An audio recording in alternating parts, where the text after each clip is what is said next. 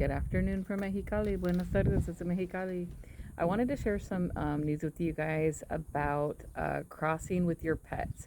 There were some things that changed on August 3rd, so let's get into it. You could basically be denied entry, possible quarantine, but I've seen this across different blogs around Baja California, so I wanted to share this. So starting last Monday, they are requiring that you have a screw worm certification coming into Mexico. And so you obtain this from your vet, a USDA certified vet, and it's good for 5 days. Basically, they check for any open wounds or parasites. And then if you're clear, they give you a little paper and you're able to come into Mexico. But again, it's only good for 5 days. So for the people that cross regularly with their pets, and there's quite a few people, that's going to be an issue. There was also a little bit of changing when it comes to food. So you can bring in a day's supply of food loose. So like, unpackaged basically. And then after that, anything after that, up to 50 pounds is okay to bring in, but it has to be sealed in the original container.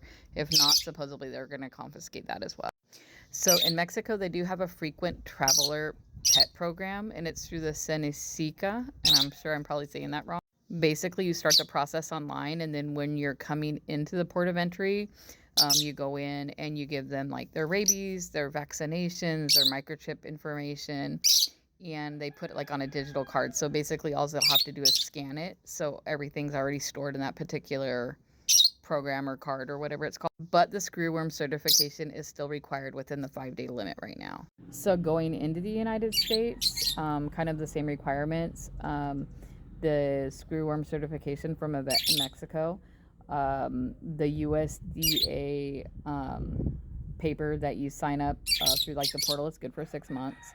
And then what they got, rabies, vaccinations, microchip, kind of thing. Now, going into the United States, they have not been strict on this like at all. Like I literally just crossed with my dog like 2 times last week, and I have not even asked anything. Matter of fact, going into Mexico, like the migra didn't say nothing about my dog, but that was like on the 2nd, I believe. And so either way, and I know the border operates in a gray area, so I'm going to get a lot of people in this video is that they never asked me for anything, and I get it. So basically, that's what the video is about. Have you had this experience since Monday?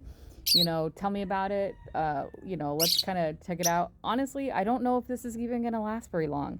Like I said, the border operates in like such a gray area right now, like that. Some border, some migras, they enforce it on Mexican side or on the United States side, the American side. But it just depends. Like, I don't know. We're gonna have to just kind of like walk this out. Like, is this gonna be like something that they enforce for months and years on end, or is it like gonna change like in a couple weeks? Because you just never know.